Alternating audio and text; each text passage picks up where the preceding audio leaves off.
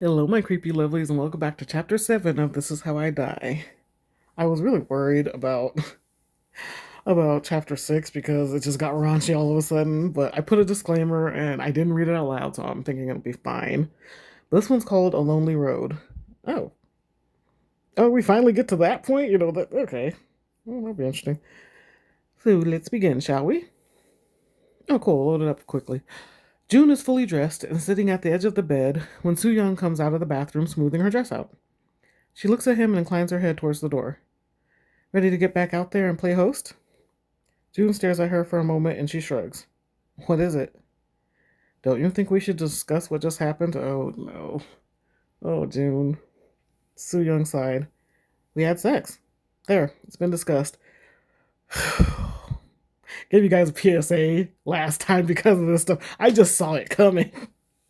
Can we go back to the party now?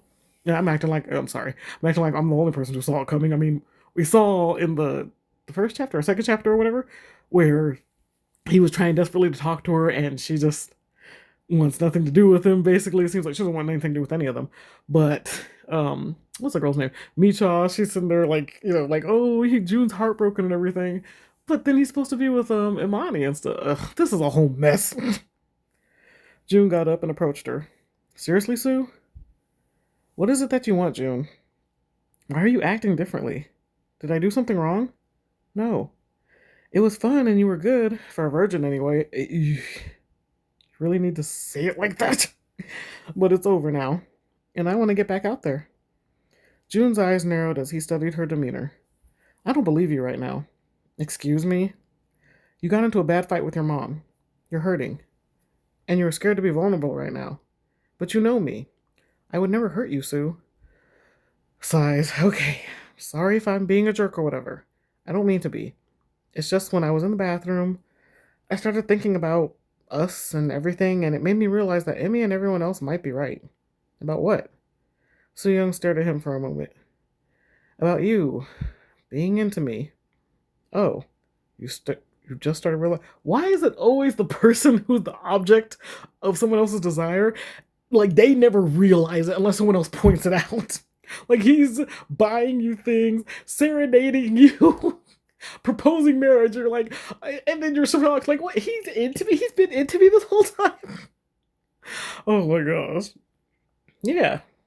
Well, would that be such a bad thing? Oh, come on, June. He shrugged at her. What? I don't see the problem. Which is exactly why I should have thought before I spread my legs for you. Wait, are you saying you regret what we did? Soo-young crossed her arms and gave him a sad look.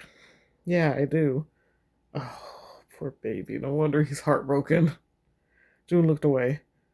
Oh, don't do that. I'm sorry, okay, but it was just sex. That's bull. What? Sure, it wasn't your first time, but it was mine, and we've known each other forever. He went up and gently held her by the arms. That means something. June, I love you, Sue. I've loved you practically since the moment I met you. And I know you. You felt something when we were together, even if you refused to admit it. Soo-young groaned loudly and shook his hands from her. June, I don't want to hurt you, but it was just sex, okay? I've had sex plenty of times with plenty of guys. That answers the question from last time, doesn't it? And it is always just fun or to pass the time. There's no feelings or meaning behind it ever. June's jaw tightened and he took a step back. So is that what this was? You slept with me just to pass the time? No, I slept with you to feel better about my mom kicking me out. She's just putting both feet in her mouth. June's anger melted to concern. She kicked you out? For real? Yes, she did, but it's whatever. I'll figure it out. June reached out for her. I can help you. No. You can stay here until you figure something else out. Soo-young put her hand on his chest and roughly shoved him back. Don't you get it? I don't want anything to do with you that way. Jeez. You just happen to be the only guy around, and I wanted to feel less crappy. But we're friends, and you need help. Not from you. Why not? Because if I stay here, you'll only get more attached and deluded into believing that I feel the same way about you. But I don't. At all. June shook his head, and Soo-young headed for the door. Believe whatever you want, June. I'm gonna go have fun. Jeez. Before June could protest, Soo-young left, slamming the door behind her. I understand she's hurting, but that doesn't give her the right to hurt somebody else. That's just never okay. June spent the next hour searching for Soo-young when he ran back into his friends. June, this party is amazing. People will be talking about it for years, man. June squinted at Austin. Is that glitter on your cheek? Austin wiped at his face.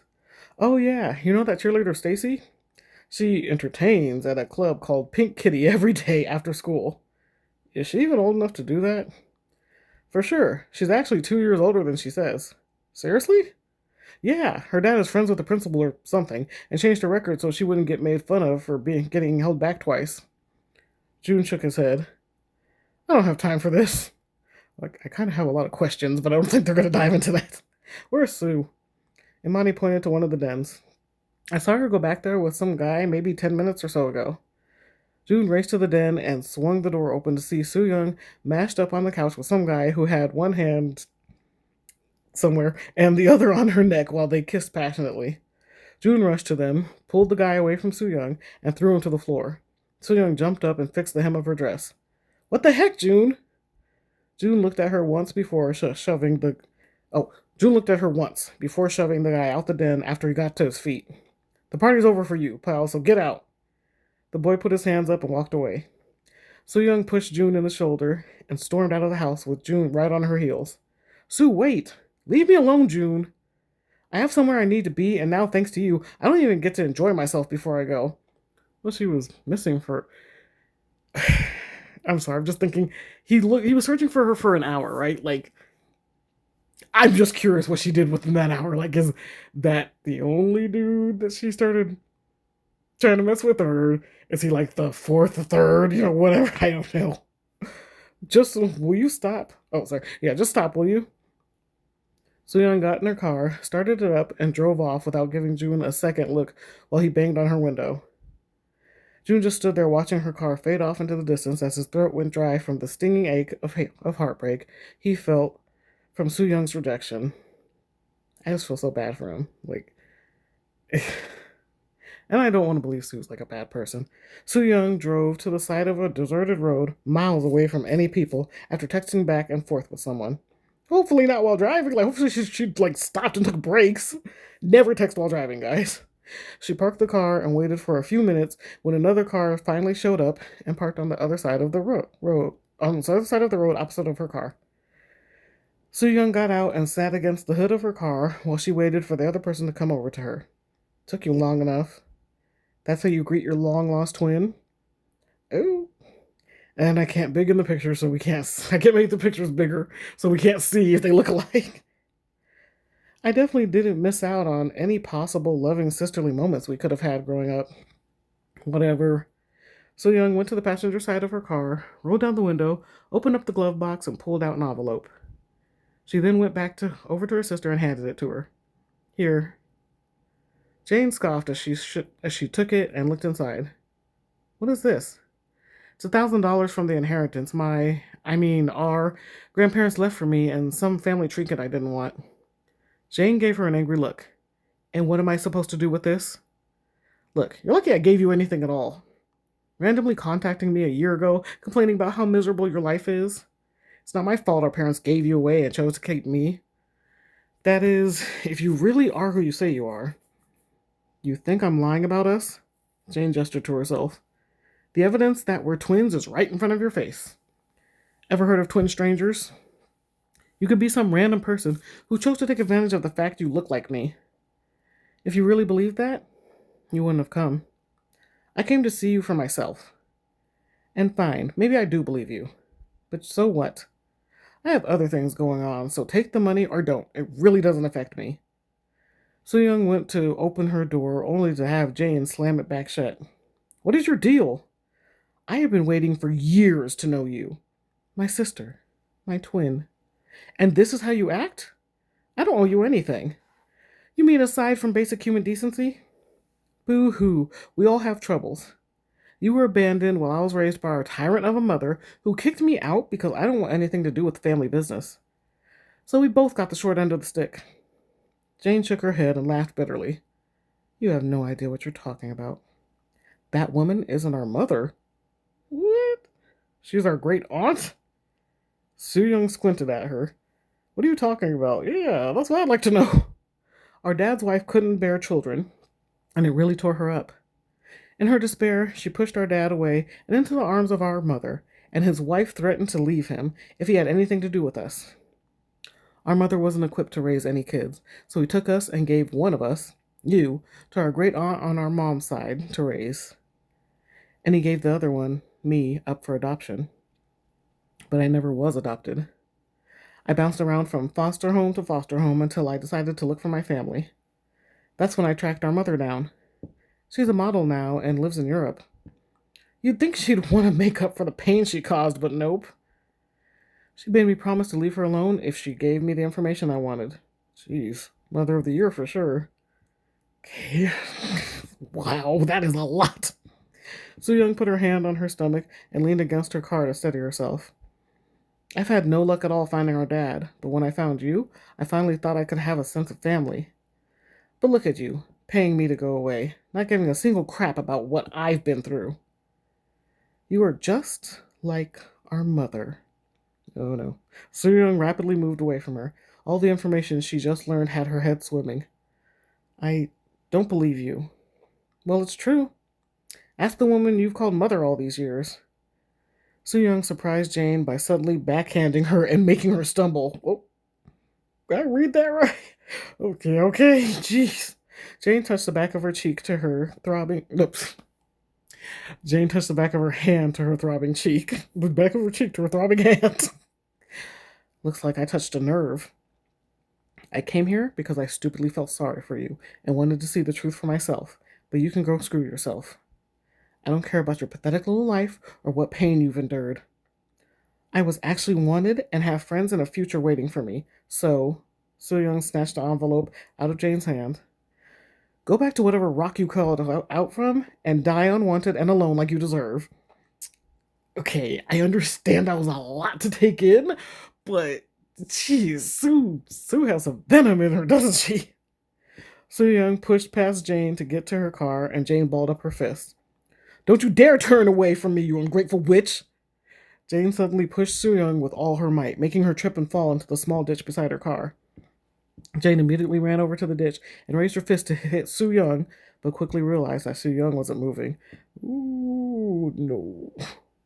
Jane's eyes stretched, and she slowly lowered her hand as she watched blood pour out the back of Soo-young's head and over the rock she had landed on beneath the light of the moon. Oh my gosh. Jane gasped and covered her mouth, looking around to see if they were alone. She jumped out of the ditch and opened her mouth to call for help, but decided against it. Soo-young's words about her being unwanted and alone rang through her head like a gong, driving her crazy. She tensely covered her ears as if to drive out the inner voice and squatted down in the road, fighting back a scream. Oh my gosh, seriously?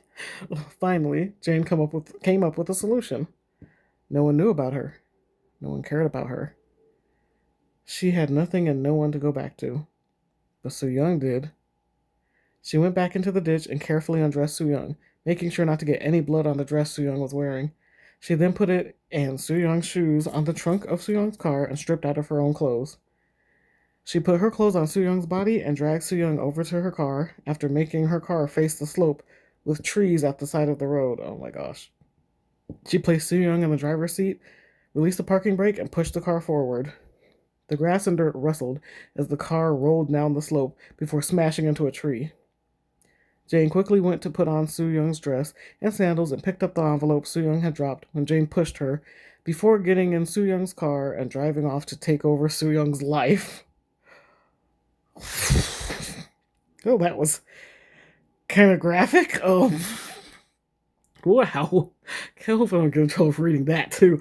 Oh my gosh, guys. Like, yeah, it's hard when you're angry and especially emotional and all that stuff. And Soo-young, she's also like inebriated and stuff like that. But both her and Jane should not have reacted out of their anger because look what happened now. Like, you can't take it back. If you feel yourself getting to a certain level of anger, remove yourself from the situation as quick as you possibly can. Go do anything that you can to constructively release that anger. Like this is why people have rage rooms, things like that. Go somewhere and then like scream into a pillow or something. Um, if you have VR, play a game on VR that makes you sweat, like punching something or whatever. Download a boxing game, do something. Just anything to be constructive so you don't hurt yourself and you do not hurt anyone else. Always try to think it through when you start getting like emotionally charged like that, because oh my gosh. Oh, okay. I really hope you guys are enjoying the story, and I will see you next time for chapter 8.